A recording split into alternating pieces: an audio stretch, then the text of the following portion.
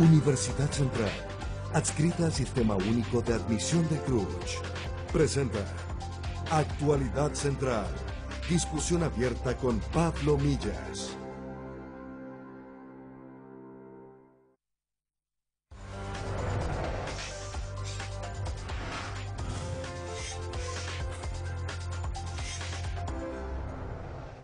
¿Qué tal? Bienvenidos a esta discusión abierta. El título del programa es ¿Época de cambios o cambio de época? Nos referimos a todo lo que está pasando internacionalmente, lo que está pasando en el mundo, cómo nos afecta a nosotros. La situación de, por ejemplo, el atentado de Las Vegas, que la vamos a tocar, la situación de la Cataluña, la tensión que todavía existe y cada vez se incrementa más, no sé hasta qué punto, entre Corea y Estados Unidos, y lo que ha ocurrido en Barcelona, la Cataluña, la idea independentista que ya se viene gestando hace largo tiempo. Entramos en materia, nota de contexto.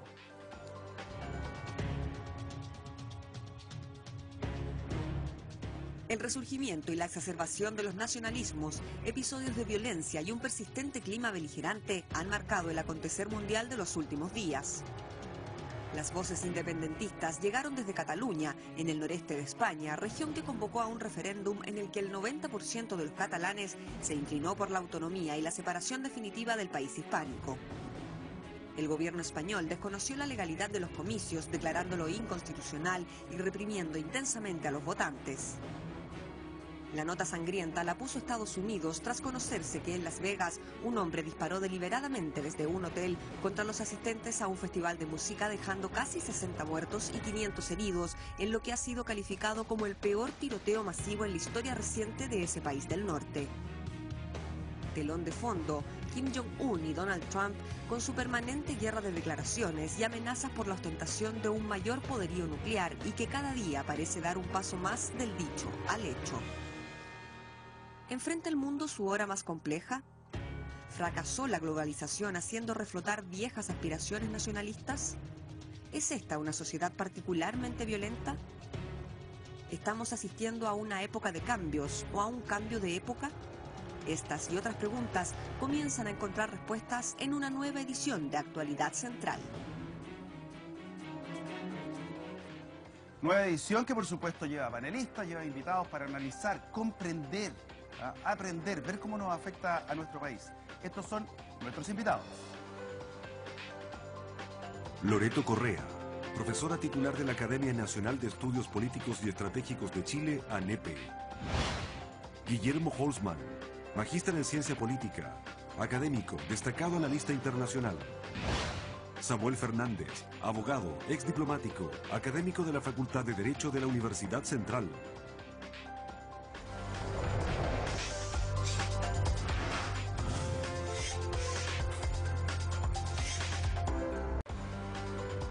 Universidad Central de Chile está en el Sistema Único de Admisión del CRUCH. Postula.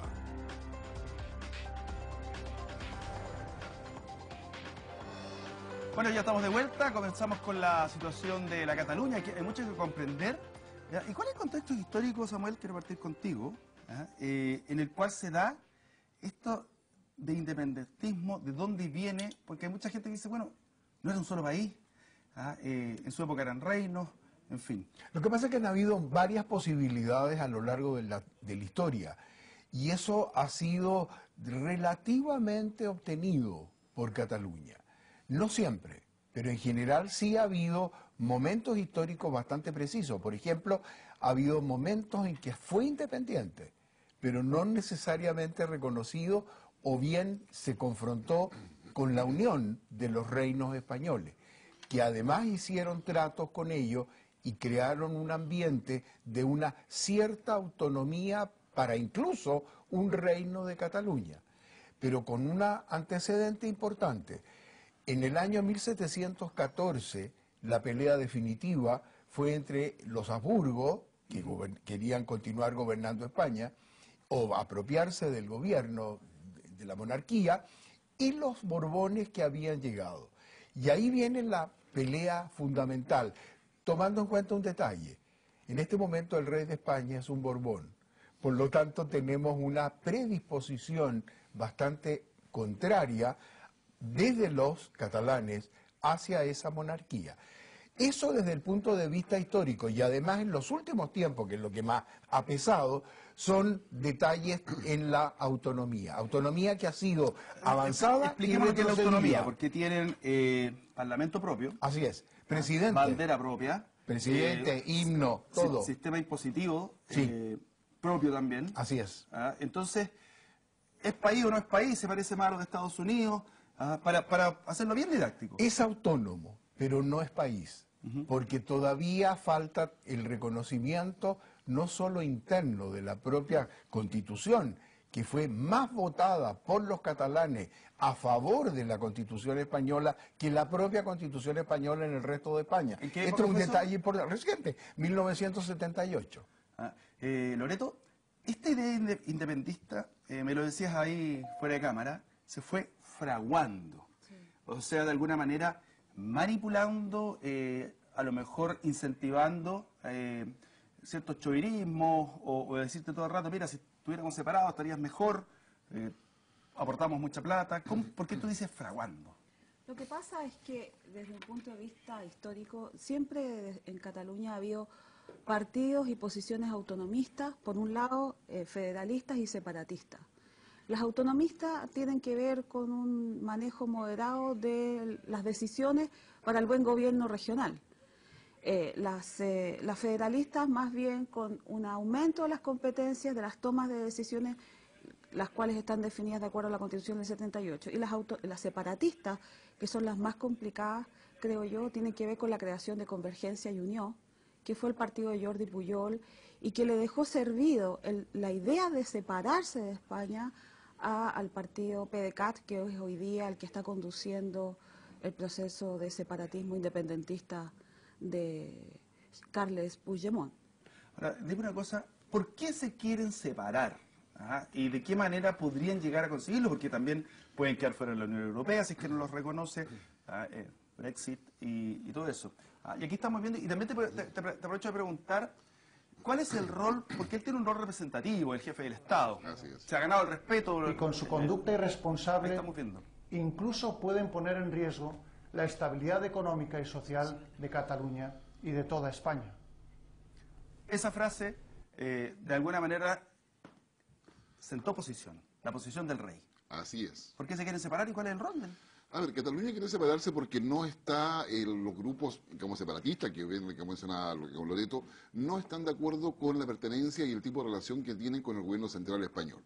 Creo que eso es parte de la base. Pero tiene que ver también con un hecho político que pasa en el 2010, cuando un referéndum que le genera un nuevo estatuto de autonomía a Cataluña, al ser revisado por la Corte Constitucional de España, definitivamente lo cercena al punto tal que queda prácticamente igual a lo que tenían antes. Y es ahí, de 2010 en adelante, donde el porcentaje de catalanes empieza a plantearse y aumentar hasta acercarse a cifras cercanas al 40%, en los cuales se plantean la necesidad de la independencia del gobierno central. Y ahí viene todo un proceso de negociaciones que termina en el 2014 con un referéndum también hecho, ¿no es cierto?, por fuera de la institucionalidad. Y donde finalmente al gobierno español le resultó que aplicando las medidas legales, es decir, el delito que acusa a Mas en ese minuto, que termina pagando una multa, termina con una sanción legal, en definitiva había parecido aplacar muchísimo los intentos de separatismo existentes. Sin embargo, ahora se plantea nuevamente un referéndum extrainstitucional, pero en un contexto distinto al año 2010. Y en ese contexto distinto ya no es la identidad cultural el elemento central, sino que también es un modo de vida que quieren separarse. Pero el factor económico incidió porque tuvieron que ir solidariamente, no sé si a la fuerza o como corresponde, cuando el momento en que España económicamente estaba reventada. Entonces, les puede pasar esta idea de decir, mira, no tengo por qué mantenerlo a ellos, no tengo la misma cultura y un montón de otros factores. Yo soy un país rico. Sí, y efectivamente. ¿De qué es rico? Es un mito. Hoy día, en la región autónoma con mayor deuda dentro de España es Cataluña. Correcto, claro. Está con una deuda de unos... 52.000 millones de euros. Entonces, linda cifra. O sea, el mito, repito, la capacidad económica, porque finalmente Cataluña también representa un porcentaje no menor, un quinto de lo que es el PIB de España. Esa capacidad económica le da a Cataluña una capacidad de negociación que la quiere utilizar. Y por eso mismo, hoy día, cuando las empresas que están ahí dicen nos vamos de Cataluña, lo que están haciendo es quitarle la capacidad de negociación. Y ahí las palabras del rey, en ese sentido, es el incentivo necesario para decirle a los españoles y las empresas españolas, saben que, primero, la Constitución dice que España es una sola. Segundo, que Cataluña está dentro de España. Tercero, que no vamos a aceptar la independencia ni el separatismo. Y cuarto, este país requiere cohesión social y estabilidad y nosotros se la vamos a dar y le entrega respaldo a Rajoy. ¿Qué marcó el referendo en términos? Porque para nosotros, o para mí por lo menos que soy periodista, para mí es un hecho noticioso, obviamente histórico. Sin duda. ¿Y cuál fue, o cómo calificaría la reacción que tuvo Mariano Rajoy en términos de mandar a la policía? Porque para mi gusto no lo habrá mandado para ser inadvertido, pasa a ser una gran encuesta. No había habido señales políticas. Lo que pasa es que hizo una mezcla, el gobierno español hizo una mezcla, dijo esto es absolutamente ilegal, es anti el sistema que se ha dado a España y que los propios catalanes han aceptado, como decía hace un rato, pero con un antecedente adicional, se ha parapetado detrás del sistema legal. Entonces, antiinstitucional, anticonstitucional, está refrendado por el Tribunal Constitucional. O sea, la ley interna española declara absolutamente ilegal lo que está sucediendo en Cataluña. Pero ese es solamente el aspecto legal e institucional, pero no toma en cuenta el sentimiento, no toma en cuenta la tradición, no toma en cuenta la raíz profunda de qué es lo que está pasando en Cataluña. Ahora, la reacción frente a un plebiscito mal hecho, absolutamente sesgado, con una parte de la población española, a pesar de que se trató de que no votaran y de manera reprimida, muy violenta, muy fuerte, que Claro, fue lo es que que ahí se distorsiona la extremó cifra. las posturas de inmediato. Pero ahora ahí se distorsiona la cifra, porque uno puede decir, mira, no fueron a votar todos por temor, o porque no los dejaron votar. ¿Ya? Eso es por una parte. Y por otra, quiero saber cuál es el rol del rey, porque el rey habla una vez al año, que es para el saludo de Navidad. Así es. Y decide hablar ante estos acontecimientos. Sí. Y por primera vez vemos un rey que no es conciliador, Así es. sino que Lo toma hace de posición. una manera muy clara porque está obligado a velar por la propia institucionalidad que él representa. Vale decir, el rey repitió más o menos el mismo mensaje que el gobierno central español. Y eso es lo que marcó la diferencia. ¿Y molestó de alguna forma porque no fue un mensaje? Perdió la oportunidad, a mi entender, de buscar una estar a la cosa altura. por encima de la diferencia, buscar una conciliación, no marcar una posición tan diametral. Irse al sobre buenismo, todo- ¿Ah? irse al buenismo, porque son estas frases, vamos al diálogo. No, debería haber mantenido, por supuesto, la postura de rey, pero a su vez velar por la institucionalidad, pero no cerrar todas las puertas anticipadamente. Correcto. Esa es la parte que tal vez faltó. ¿Guillermo? Sí, el referéndum, en verdad, si se hubiese producido tal cual estaba previsto en términos diría, pacíficos, no hubiese tenido mayor impacto político. Lo que tiene impacto político es la jornada de violencia. Eso incluso hace cambiar la posición de la Unión Europea. La Unión Europea, ante el referéndum, estaba en la idea de apoyar al gobierno español en términos que el separatismo no era posible. Y totalmente apoyarla, por Exactamente, la supuesto, Carta de Naciones Unidas dice lo mismo, etcétera. Pero la jornada de violencia hace cambiar la posición de la Unión Europea en un sentido bastante sutil, en la cual dice, ¿sabe qué? Llamemos al diálogo. Con eso, el señor Puigdemont, que fue el presidente catalán, logra algo que con el referéndum no hubiese logrado, colocar en la agenda de España y en la agenda política europea la independencia como un factor de diálogo y eventualmente de negociación. Pero yo Y quiero- frente a eso, aparece el rey. Ahora, él está abierto a una negociación. ¿Hay alguna autoridad desde España que también dice algo podemos dialogar? Pero Lo que pasa- esos diálogos son de repente solamente es con las mesas de trabajo, vamos a hacer una mesa de trabajo. Pero Pablo, yo creo que aquí hay dos cosas que nosotros tenemos que poner en su contexto. Para nosotros y desde afuera del país es muy fácil hablar de debieron dialogar, el rey debió llamar al diálogo, pero lo que pasa es que hay que entender... Por eso te en decía, esta cargado de situación- buenismo, de buena intención, Yo creo ¿no? que hay que entender la indignación del monarca. Yo quiero recordar tres elementos que son esenciales. Primero, el antiguo rey de España, el padre de Felipe VI, solo habló en 4 oportunidades fuera del mensaje de Navidad a sus súbditos españoles. Uno fue para el 23F, Claro. Sí. otra fue para decir que se iba, otra fue por los atentados Los en, atentados. en Atocha y una cuarta que en este minuto se me va. Pero el hecho de que este rey haya dicho lo que dijo, de la forma en que lo dijo, con la presencia y la firmeza en que lo dijo, es porque lo que le tiene que dar a sus súbditos, todos, no solo los catalanes, son dos elementos que son cruciales. Primero, esta gente está en la ilegalidad máxima. ¿Traicionando? ¿Ah? Traicionando. Pero absolutamente. Y de hecho, por eso los acusa de deslealtad absoluta. Y sedición. Y sedición. Así es. Claro. Entonces, no es que yo no puedo dialogar, y esa es la gran discusión esta semana en España, yo no puedo dialogar con gente que está fuera de la ley. Entonces, yo está bien, puedo ser bonito, puedo ser conciliador, pero yo no puedo dejar pasar la ley por encima porque entonces se me viene el País Vasco, Galicia y otras cuantas comunidades por que cierto. están reclamando del tema. Oye, Pero no lo evita, ¿ah? Dijo en todo No caso, lo evita. puedo ser bonito, ¿ah? No, buenito, buenito. Ya, lo encontró bonito. Oye, bueno, Sí. es la noticia permanente internacional que es el discurso del rey, foros políticos que se están realizando, tratando de imitarnos a nosotros también. ¿Ah? Entonces, obviamente, España en este momento está con una noticia en desarrollo. Quiero preguntarte, Guillermo, y también a ti, Samuel. Uno dice, bueno, aires separatistas. Y uno piensa, y acá también. Entonces, ¿hay alguna relación más allá del símbolo, más allá de la declamación, en que podría darse una situación acá en Chile de esas características? No me refiero porque no tienen parlamento y una serie de fondos, sino que a que vinieron vientos separatistas, me refiero a la zona mapuche, este tipo de cosas van incentivando. Acuérdate que las independencias de los países se produjeron casi como reacción en cadena. Sí. Así es.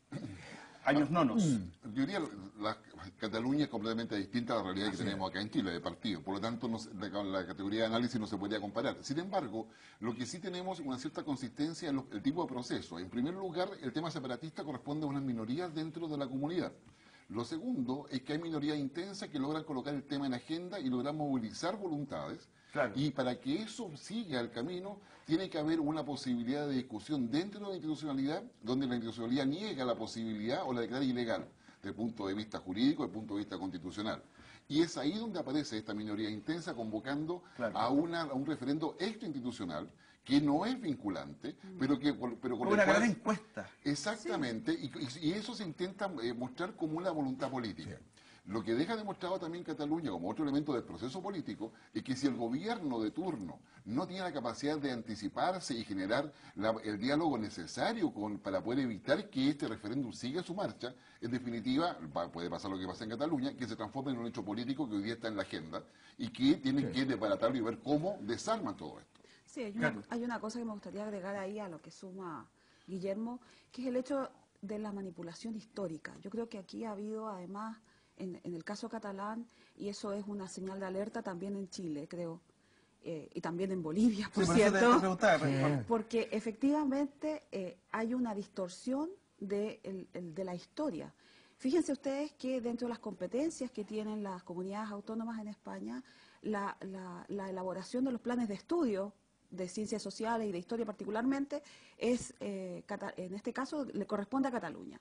Y ellos durante por lo menos una década vienen elaborando textos que hablan sobre mitos que han construido a propósito de episodios en los que ha participado o no ha participado Cataluña. Una realidad que es lo que tú decías que se Claro, está fraguando. y esa realidad no ha sido contrarrestada por el gobierno central. Entonces, cuando se hace la crítica... Es una concientización.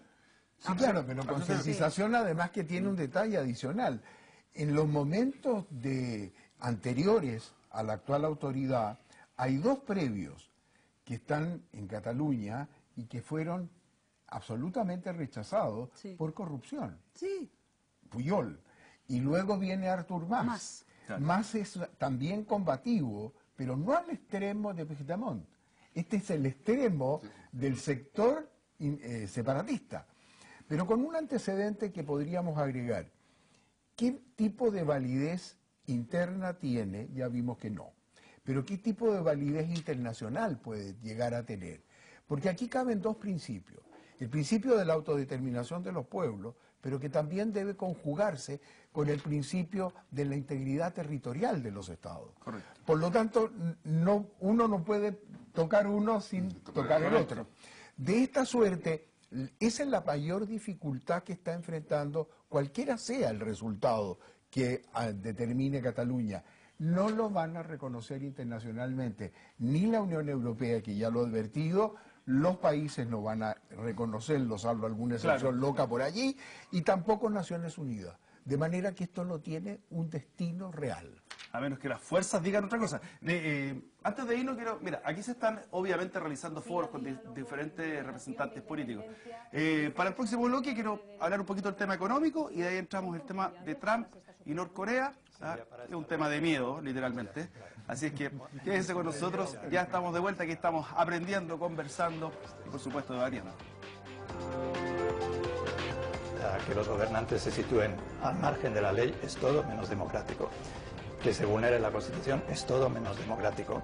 Vulnerar la separación de poderes es todo menos democrático. Hemos visto a la presidenta Forcadell no solo actuando como un apéndice de Puigdemont, sino incluso increpando al Tribunal Superior de Justicia de Cataluña.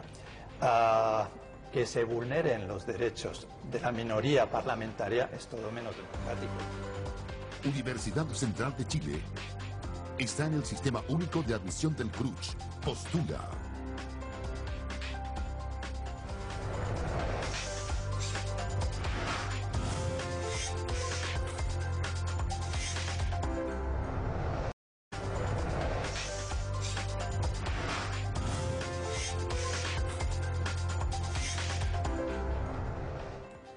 Bueno, como lo anunciábamos antes de irnos a la pausa, para cerrar el tema catalán, para entrar al otro tema que también lo que me llama la atención del otro tema es que siempre sube la escalada de tensión. Pero vamos al tema catalán. Económicamente, ya comenzaron empresas a retirarse o a anunciar su retiro, que son sumamente importantes. La fábrica SEAT, están también ahí los dueños de los bancos. CaixaBank y Sabadell, que se han ido a Valencia y a Palma. Entonces, la inversión extranjera ya se frena, dice que voy a invertir para allá si están con problemas. Entonces, ahí va a venir un impacto que eventualmente lo podrían recibir los ciudadanos y ahí se empiezan a dar vueltas las tortillas. Ninguna duda, porque el dinero es sumamente importante y está jugando, aunque no se vea a primera vista, un factor enorme, como otro factor también. Yo creo que hay bastante de extremar posturas, y las posturas se han puesto bastante irreconciliables por un antecedente, porque hay soberbia y mucho de porfía. Porque esto se ha llevado al extremo de una manera anunciada y que se está buscando la máxima postura negociadora frente al adversario. Y ahí es donde caben muchas alternativas. Es de esperar que no se llegue a la peor, que puede ser una confrontación. Pero existe la posibilidad real de que eso se materialice si las posturas... No digo guerra civil, pero desautorización legal, manejo de tropas, tratar de levantarle la legalidad, lo va a explicar Loreto, que hablaba del artículo 155 de la Constitución, u otros que se pueden aplicar y seguramente el gobierno los va a utilizar.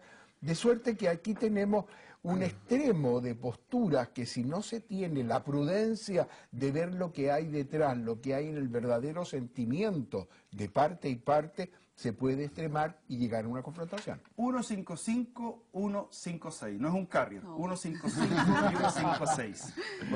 Invocar cada uno de estos artículos, ¿qué significa el 155? Bueno, el 155 es una situación que está prevista dentro de la Constitución Política Española del 78 y que considera que cuando una región autónoma o una provincia autónoma no cumple con los requisitos comprendidos o se salta la Constitución, la propia Constitución, el Estado tiene el derecho a invocar la disolución del Parlamento y de sus autoridades y convocar a una elección autonómica nueva, en este caso.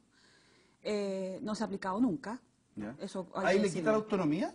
Le quita la autonomía, se la suspende. Se la suspende mientras están en un nuevo proceso de elección. Hasta que se haga el nuevo proceso de elecciones. Sí. Y el 116 guarda relación con, así como es un estado de excepción jurídica, a través del cual el Estado se hace presente de manera mucho más securitizada dentro de la región autonómica. ¿Más militarizada, más violenta? Pudiera ser. Sí, pudiera ser. No se ha establecido, pero en este minuto el presidente español lo ha barajado como una posibilidad viable. Una consulta, Loreto, ¿puede llegarse a privar de libertad a las autoridades por sedición, por ejemplo? Claro, que se han revelado. Es bien especial lo que pasa en ese sentido, porque es lo que primero uno hubiera dicho que tenían que hacer, haberlos tomado todos presos o arrestados y a ver si estaban cometiendo no sedición. Bueno, ayer compareció el jefe de la Guardia Civil, Trapero, y lo dejaron libre.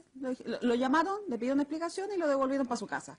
Pero en el caso de Puigdemont, Junqueras y compañía, va a hablar el martes, de hecho cambió el día lunes para el martes de declaración. Se espera que diga que inicien el proceso. Bueno, lo que pasa es que él tiene la soga bastante al cuello, se la puso él solo en todo caso. Sí. Pero bueno, respondiendo a tu pregunta, yo creo que el tema es que no se puede tomar arrestada a la gente, porque primero tiene que haber una imputación real. Y una cosa que es fundamental para los españoles es que aquí no ha habido actos de violencia física de parte del Parlamento. Los españoles dicen, bueno, no es violencia esto y lo otro, pero no había la toma de armas, no había la empuñadura de armas, no había un delito aún, y los españoles dicen, bueno, esto todavía puede revertirse al diálogo y la mediación. Mediación yo creo que no puede haber, diálogo sí pudiera haber, pero siempre y cuando la Generalitat recuse sus ideas, ¿no? Guillermo, para terminar, ¿esto se va a quedar solamente en un sueño, en una idea, y finalmente no es posible? Puede ser pura música? Yo diría que acá hay más intereses de lo que uno puede pensar en torno a lo que implica una Cataluña separada de España.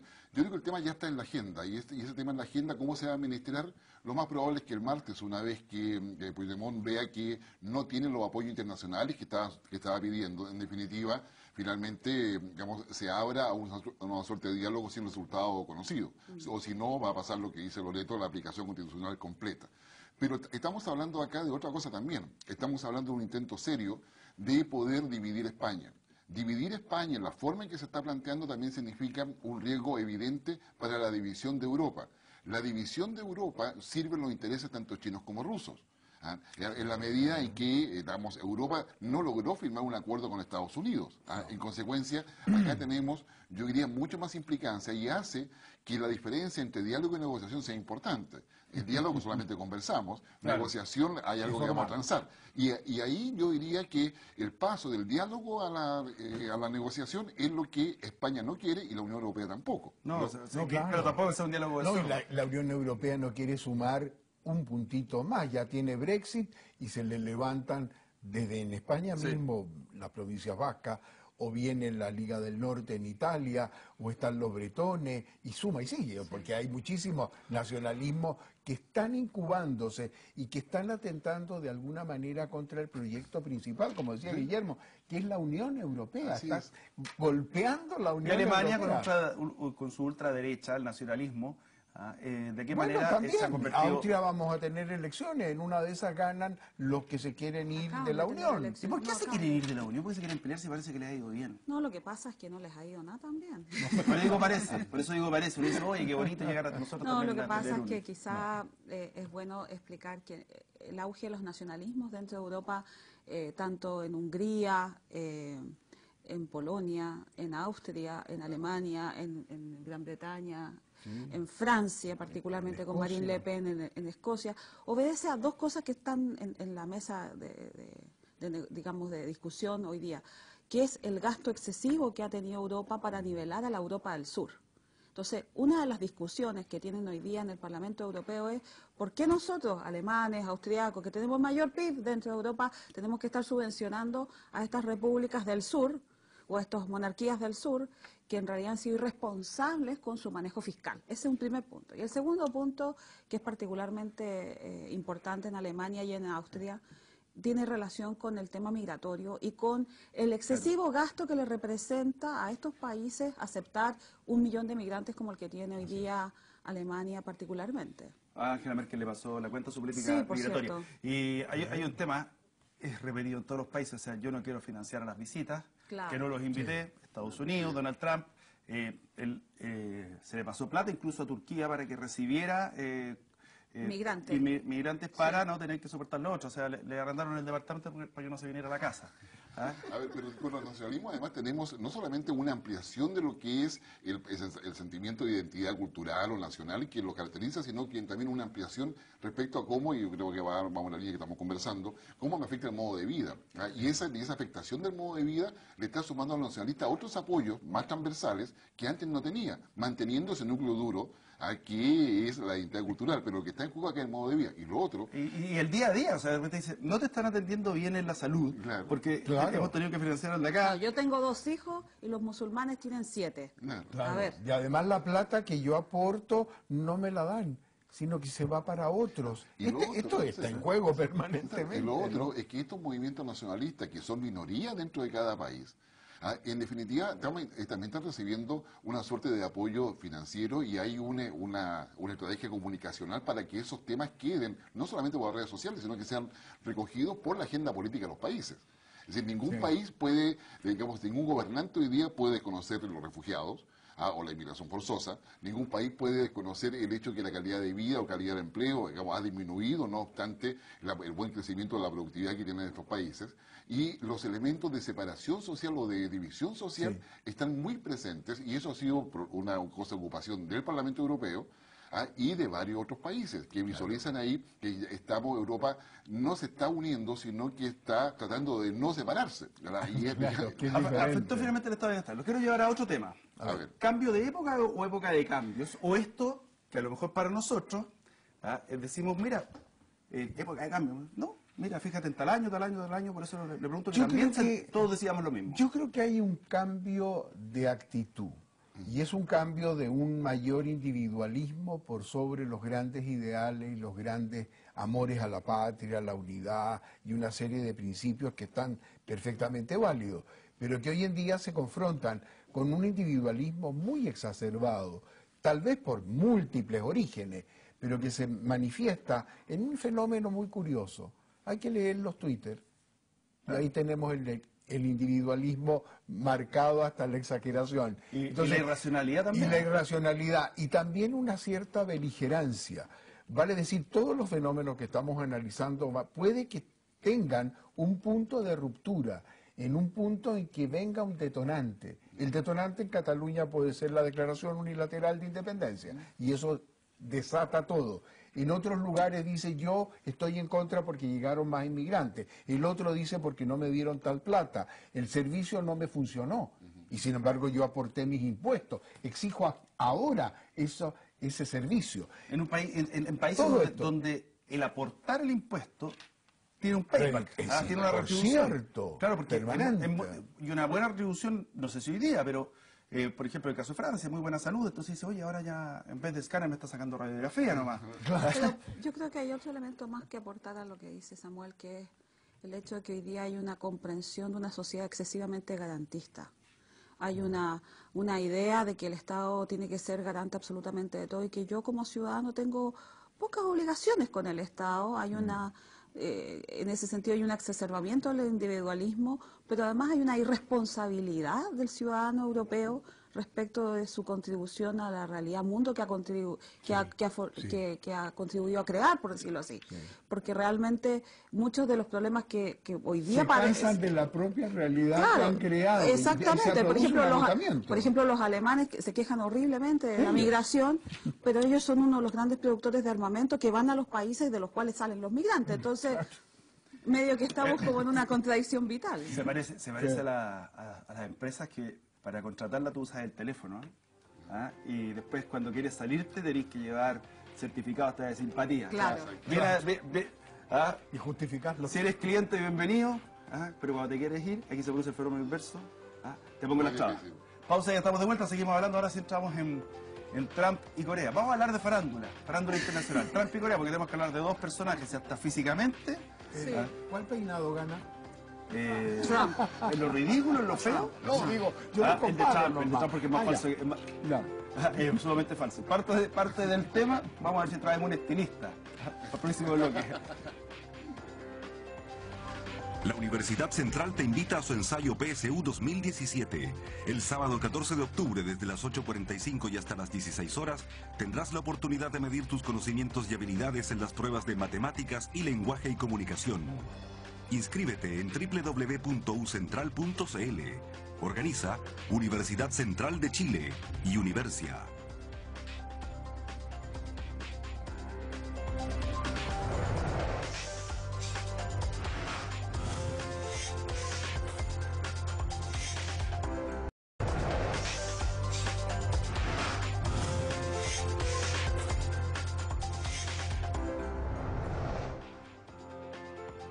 Mira, estamos de vuelta. ¿Tenemos noticias desde Europa o desarrollamos esto? Ok. Estábamos hablando, antes de ir a la pausa, lo anunciaba, esta situación ya pasa a ser farandulera, pero, Guillermo, cada vez que uno lee el diario o se informa, dice, crece tensión entre Corea y Estados Unidos. Ahora se lanzaron un misil por arriba, los otros ejercicios militares, Trump dijo que los iba a destruir, los iba a borrar del mapa, en fin. Y mañana vamos a abrir el diario y dice, crece tensión entre... Todos los días lo mismo. Entonces la pregunta es, ¿hasta cuándo crece esta tensión o ya un status quo? ¿Qué cosa va a ser la tensión permanente? ¿No? Una guerra fría del día a día. Cuando Donald Trump se cambió todos los códigos de comunicación política que había mantenido Estados Unidos y Europa, pero particularmente Estados Unidos con Corea del Norte.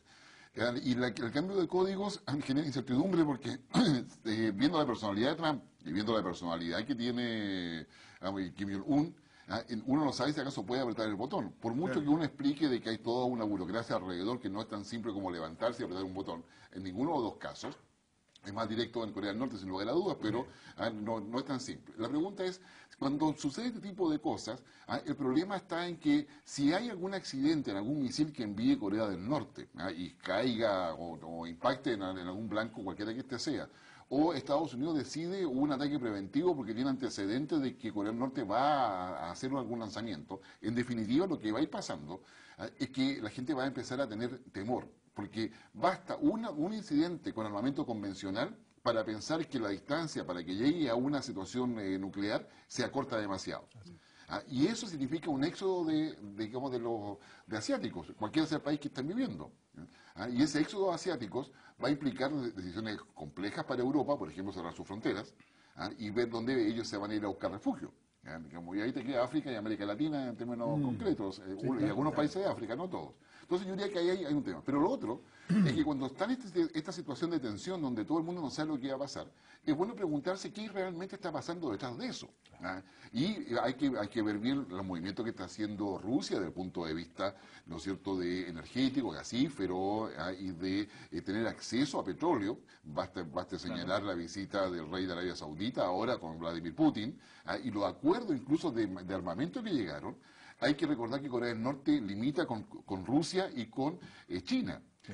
Y a su vez también, si uno mira otro análisis, te vas a ver que la verdadera situación acá es la negociación por patentes industriales con Estados Unidos. Correcto. Con Estados Unidos, porque China tiene todo lo que es la ruta de la seda marítima y terrestre, y donde se pretende China instalar como la plataforma industrial del resto del siglo XXI. Entonces, acá se está instalando, tú preguntabas antes, época de cambio, sí, estamos en la época de cambio porque vamos directo a la cuarta revolución industrial, y esa cuarta revolución industrial tiene implicancias políticas, económicas y sociales, y en eso estamos hoy día. Ahora, cuando vemos en el caso de Trump, ha tenido que enfrentar los huracanes y no ha sido bien evaluado. ¿Para qué decir el caso de Costa Rica? Sí. Ahora se le produce la situación de violencia en Las Vegas. De Puerto Rico. Noticia de último minuto, nos vamos a tener que salir de esto, pero lo vamos Sí. Mira, está en el mismo contexto el caso de Las Vegas. Se produjo hace pocos minutos un atropello en el Museo de Londres. Hay peatones, es un auto que se tiró en la entrada de la puesta de Londres. Es la noticia en desarrollo que se produjo aproximadamente hace 40 minutos. Londres, nuevamente en el centro de los atentados. Museo Nacional de Historia es justamente donde se ha producido, que esto es en el centro, en el corazón de Londres. Estamos además observando que es un día en el cual, día sábado, van turistas. Entonces estamos nuevamente con estos atentados de violencia ¿cuál es la incertidumbre que provocan? Que no fue el caso de Las Vegas. Las Vegas, al principio, se los atribuyó el Estado Islámico, que no tenía ninguna relación, aparentemente, porque yo no sé hasta qué punto puede haber sido, puede no haber sido, pero nuevamente estas situaciones de violencia doméstica nos hace mantener una situación, guerra entre países probables y una situación constante que nosotros a lo menos no hemos salvado por la distancia. No cabe duda de que estamos enfrentando algo que tenemos que habituarnos y para peor, que es el hecho de la presencia del terrorismo internacional y fundamentalmente del Estado Islámico, que por otras vías sigue actuando. Vale decir, ya no está dominando como antes territorios concretos, como lo hacía en Irak o en Siria, a pesar de que tiene pequeños bastiones, pero se ha dispersado, y al dispersarse ocupa exactamente lo que tiene a la mano para matar al que tiene más cercano, y eso para continuar con su carrera del terror. Esto es algo que desgraciadamente ha tenido estas consecuencias y la va a seguir teniendo. Europa está en la mira, así como, por supuesto, Estados Unidos. Correcto. Pero se ha materializado más en ciertos lugares que tienen una población enorme de origen, llamémosle, islamita radical, y otros que no, que es la gran mayoría. Pero ese islamita radical aprovecha cualquier instancia para actuar. Y eso es lo que podría estar, desgraciadamente, volviendo a suceder. Ya hay un detenido, que obviamente es el conductor del vehículo. Los heridos serían de menor número, así que están todos los heridos ya siendo trasladados hacia los centros asistenciales. Así es que están atentos a los hechos, en Noticias en Desarrollo. Pero nuevamente damos esta cuestión de violencia interna, sí, independiente del origen. Se ha vuelto más violento, tiempo de cambio. Ahora, vamos a ver quién se lo reivindica. Claro. Y de esa manera, cómo lo están pasando estos países y cómo lo pueden enfrentar, porque tú tienes el tema de que no puedes aplicar inteligencia. No tienes ni una fórmula de aplicar inteligencia en general. Primero, porque es muy masivo los que tienes que seguir. Y segundo, porque yo me levanto en la mañana, ando medio rayado, ¿y cómo van a pillar? Claro, pero eso implica... Vengo a la tele. A ver, eso implica Big Data, digamos, y los software necesarios para poder ir, claro, digamos, buscando y generando los perfiles respectivos. Pero cada vez más, todos los manuales de Al Qaeda, los manuales de ISIS, te plantean de que una vez que tú estás dentro de ese tipo de movimiento, no se usa mail, no se usa celular, no se usa nada. Y eso hace muy difícil para la recolección de inteligencia, digamos, a buscar y ubicar quiénes pueden ser efectivamente sospechosos. Ahora, el tema está en que a nivel doméstico, sigan o no sigan a ISIS, hay una suerte de llamado permanente a actuar contra un sistema que se considera injusto, y hay razones sociales, psicológicas, en el cual se siente convocado, claro, religiosas, étnicas, en fin, de cualquier tipo, digamos, de pensamiento radical. Y en esa perspectiva hay que entender lo de Las Vegas. O sea, una persona de 64 años, o sea, que planificó todo. O sea, tú no vas con 27 armas a un hotel, digamos. O sea, claro. O sea, porque te gusta. Casi lo hacen en Lollapalooza. Claro. Que Lollapalooza había hecho lo mismo, pero finalmente no llegó. Claro. Que ahí tenía también una cantidad importante en Chicago de asistentes, arrendó un hotel para exactamente lo mismo. Pero ahí hay dos fenómenos que yo creo que hay que puntualizar. Uno es lo que tiene que ver con el radicalismo islámico y todo el fundamentalismo que de ellos se desprende. Y hay un segundo fenómeno que yo creo que tiene que ver con la propia toma de conciencia y educación política que tienen los ciudadanos, en este caso norteamericanos, respecto al uso del armamento, la absoluta libertad con la que cuentan a partir de la segunda enmienda y la falta de control de manera sistemática que tienen los distintos estados respecto a eso, porque en realidad cuando uno estudia la legislación norteamericana al respecto y uno ve la disimilitud que existe entre el manejo que tienen las armas California versus lo que, por ejemplo, tienen otros estados, uno dice, bueno, en realidad a nadie le importa, teniendo yo más de 18 años, puedo comprar un arma larga y corta, la puedo portar, la puedo llevar aquí y allá, nadie me va a pedir ninguna explicación porque estoy bajo la segunda enmienda. Entonces, al final, en un país donde tiene 323 millones de habitantes hay más armas que personas hoy día mismo. Entonces, bueno, este tipo de episodios, y tú lo decías muy bien, van a seguir ocurriendo. Si lo interesante es que a uno no le toque, perdón el chiste de mal gusto, pero en realidad el problema es que realmente no existe ningún tipo de control y el Estado tampoco, digo, a nivel general, hace ningún tipo de propaganda política por el desarme, todo lo contrario. Pero aquí hay que ver un detalle, porque es muy bien lo que dice Loreto respecto de las armas, y hay una verdadera cultura a las armas, pero que tiene una explicación desde cómo se crea el Estado, se crea en Norteamérica. Pero eso pudo haber estado bien para el siglo XIX con la expansión hacia el oeste, pudo haber estado bien, nunca está bien, pero bien para ello en el siglo, a comienzos del siglo XX, y buena parte se hizo con 2 guerras mundiales, también hay toda una expresión llevado a su potencia máxima, pero hoy en día, ¿por qué razón se justifican las armas?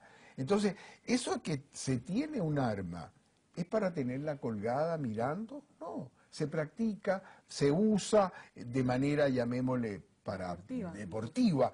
Pero llega un momento que esto se junta con algún persona desquiciada, con alguna persona que tiene tantas carencias, que los hay, ¿no es cierto? Y empieza a usarla. Entonces, es casi un fenómeno que se provoca. La culpa no la tienen las armas, seamos claros. La culpa la tienen los desquiciados. Pero evidentemente también facilita esto y ojalá se le pusiera algún tipo de remedio. Ahora, Trump está tratando de dejar abierta la posibilidad. No creo que lo haga. ¿Eh? Pero, bueno, pero hace no no mucho tiempo Obama... Te doy un contraste. En este momento, lo que en ese instante que se produce el atentado, este atropello ahí en el Museo de Historia Natural de Londres, sí, de Historia de Londres, había una reportera que justamente estaba ahí saliendo y dice que había muchos policías no armados. Policías no armados. Ahí están imágenes en redes sociales de lo que... No lo tienen, al Bobby británico no usa. Ahí lo tomaron inmediatamente, lo sacaron del auto y ahí donde lo tomaron.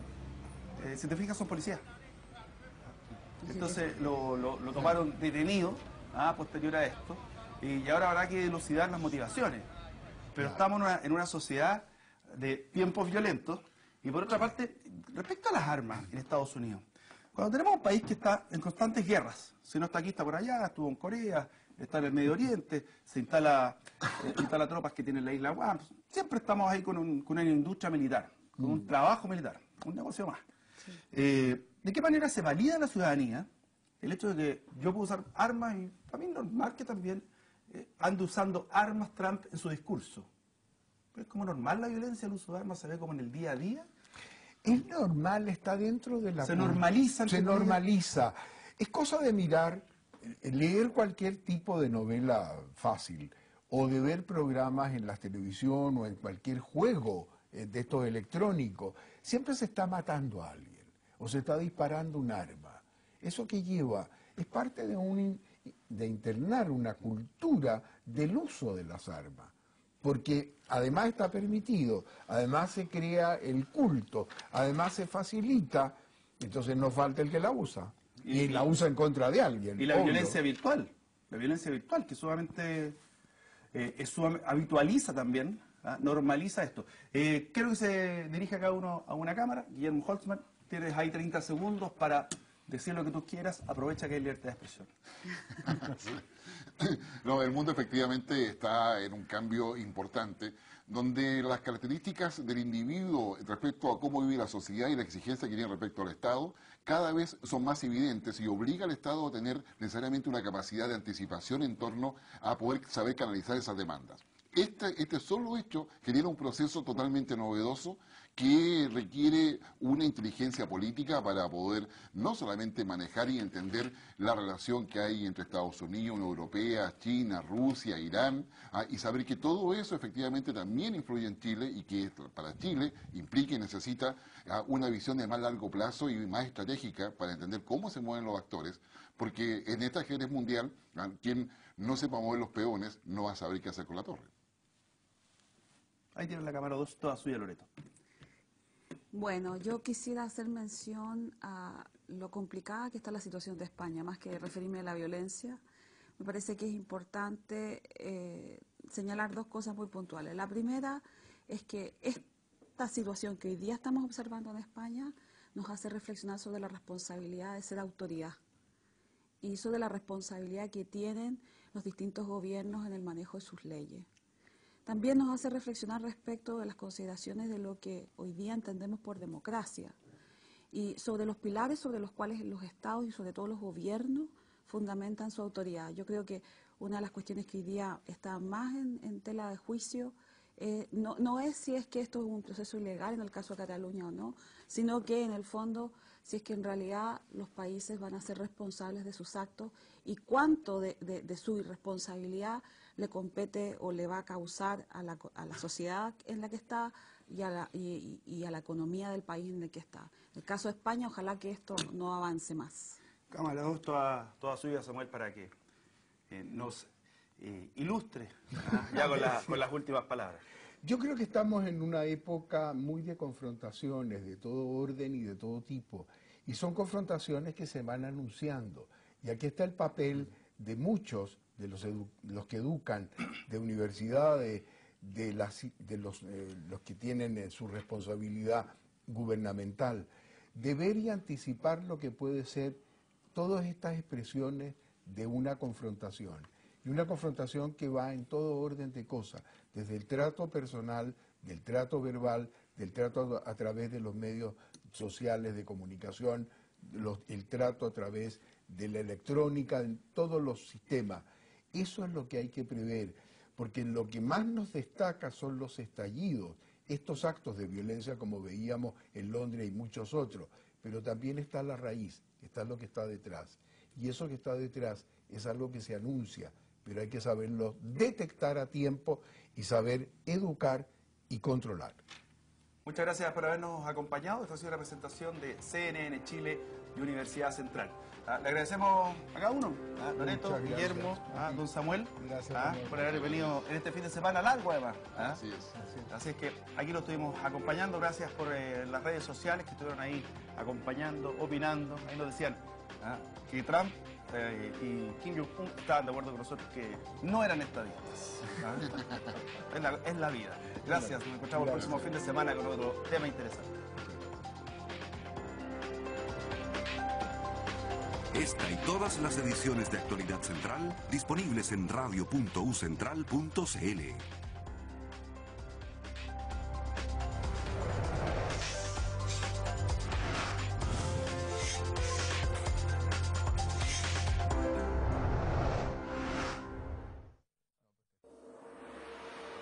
Universidad Central, adscrita al Sistema Único de Admisión de CRUCH, presentó Actualidad Central, discusión abierta con Pablo Millas.